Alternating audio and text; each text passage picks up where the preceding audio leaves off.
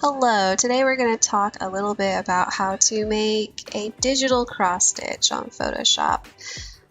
This was originally not real. This is not real. This never happened. This is all fake.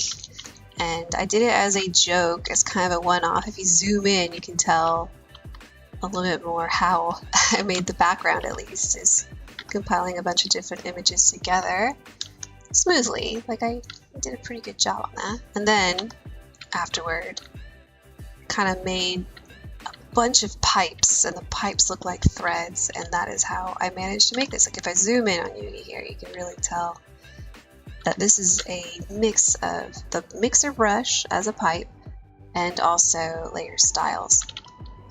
And if you zoom out, it's a little bit undecipherable. Like you really can't tell that this isn't a cross stitch. And enough people asked that I decided, I should maybe make this brush something I could hand out to you and just physically give you. The problem is Photoshop has kind of an issue right now where you can save it with a bunch of different loads. So I could have like a thread box of all the different colors of threads, and you could go ham and just make as much embroidery as you want. The problem is they glitch, and so sometimes you'll be drawing and there'll be nothing on your brush, and that's no fair and no fun.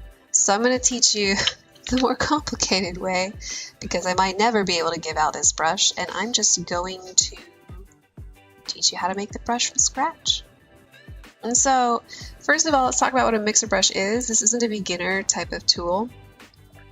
Usually we use a normal brush, which looks like that. We're using a mixer brush. What makes a mixer brush different is you can kind of save any picture you want to be in this point sample up here. And we want to turn off load solid colors only, so that way we can have a gradient. We're going to put a little orb in this, and that orb is going to make a pipe. And that's been in Photoshop since like CS1. There's been a pipe kind of hanging out around here, and it was always useless until they did something with it, which recently made it a lot more useful, especially when you're doing foliage, or if you want to do painting, like a painterly style, you would make it a mixer brush and not just have it be a pipe. We're actually going to go back to basics. We're going to make it a pipe. And so to do that, we have a bunch of different loads here, including moist. I apologize that Photoshop did this. I know a lot of people don't like to think of that word.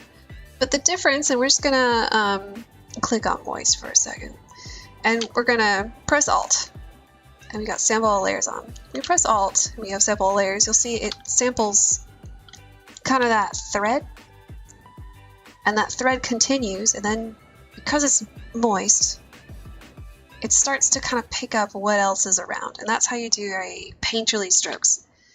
We don't want that. We want a dry load. We want it to be a heavy load. If it's not heavy, this is what happens. It disappears, vanishes. If it's a heavy load, it'll be with us for eternity. If I can load it. There we go. Will be with us for the end of time. This wonderful brush. And so that's how you set that up. Wetness 0, load 100%, flow 100%. Super easy. You can do sample layers or not. We're going to do something different to get a pipe. We're going to have a layer with a big gradient on it. This is just for simplicity's sake.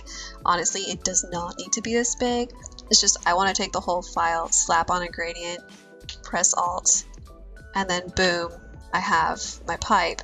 So it's going to be in the shape of an orb, because that's the shape of my brush, even though it looks like a square on there. Make that disappear. And I accidentally clicked on the other layer, so you see it there. But now we have a pipe. It's not, as you can tell, that the edge is jaggedy. I did that because I wanted that texture to be there, because it kind of simulates a little bit of a thread texture.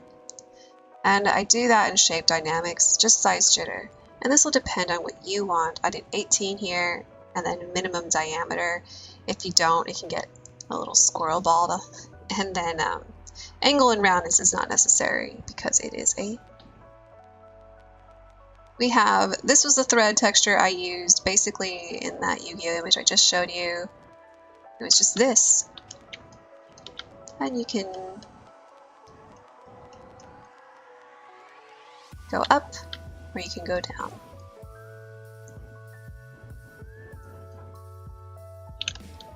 Like that.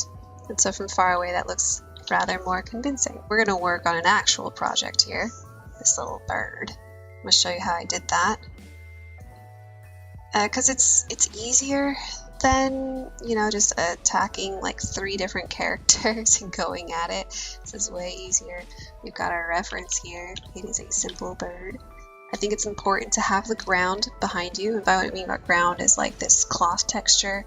This was just a common use cloth pictures. All of this was common use that I just got. So that way I wasn't like breaking copyright. It's easy to find common use too. You just look for it in advanced search on Google Images. And I went and I made some feathers. And you saw how I made that pipe thread just a little bit ago. And something I did to it also is when you first put it down, it looks kind of flat. But when you look at embroidery, there's a height to it. And so I put on that height with a bevel and emboss and a drop shadow layer effect. These are the settings. They will change depending on the color of your thread and depending on the size of your image. You might want the depth to be more or less. Well, that doesn't seem to make much of a difference, but the size here is the biggest difference. And honestly, that just depends on the thread.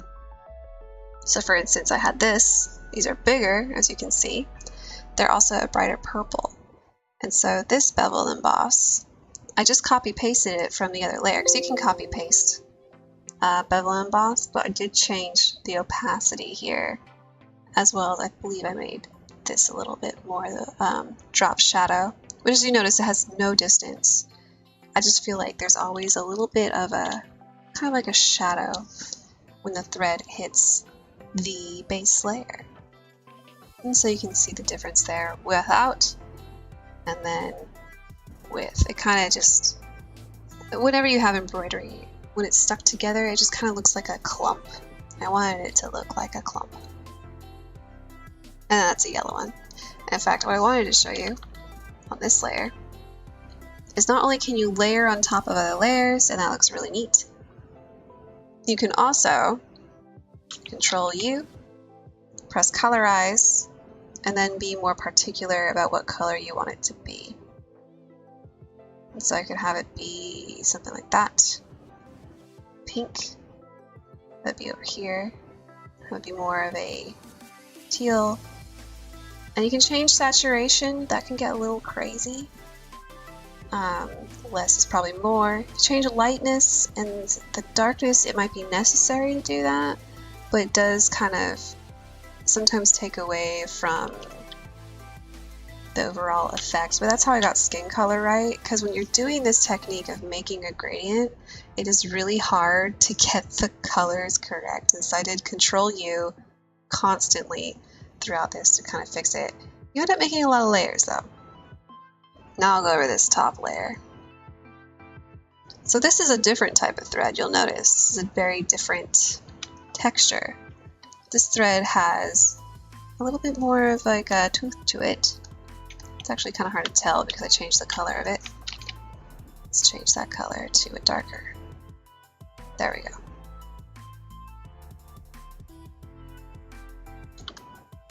You can see it right there.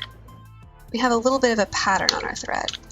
I'm still deciding what type of pattern looks best, but when it's a bigger thread, you do need to kind of see the braiding of the thread, the twisting of the thread. And so when if it's the same size and it doesn't have that pattern, you can tell that it looks very smooth and worm-like, which isn't what I want. So we go here to 3. You can see that it kind of has like a bumpiness to it. This texture, which is right here, comes with all of your Photoshops. It's like a zebra. I believe it's like in the basic ones. And it's inverted, which is important. It has to be inverted. This is the scales I use. This will change depending on what you need for your project. Same with the depth. this right here is on 5. I could have it be more because now the brush is a little bigger. Maybe that's too much. It doesn't matter if it doesn't look so perfect when you're close, because when you're far away, it all just kind of works out. Like, that looks pretty neat. I made the drop shadow a little bigger because it was a little bit thicker. And when you put on those layer styles, it looks nice. That looks like a knot. That looks like a flower. And all that matters is that it looks like it when we're at 100%, which is this far back. And it does. So that's all I got for now. Obviously, there's just a lot of work from there to here. It's mostly because I looked up embroidery, like, tricks as I was going. So I was looking at a lot of different types of embroidery, which is how I found out ideas on how to do these knots and then the folds down here. I don't know if I would do it again the same way, especially because this ended up being a little bit too chunky over here on this kid. But in other places it looks cool. So it's a little bit of an experimentation process still. So again, I hesitate on releasing the brush officially. Maybe one day I can just give it to you and you don't have to go through all that work. But until then, have fun cross stitching. This takes way less time than actual physical cross stitching. There are weird finicky issues that sometimes happen with a mixer brush. You feel free to ask a question. On YouTube I might not see it, but if you ask my Twitter, RHAMEWS, I will probably see it there. I also post to Tumblr occasionally, but I'm not as active there. So yeah, that's all for now. Thanks for watching.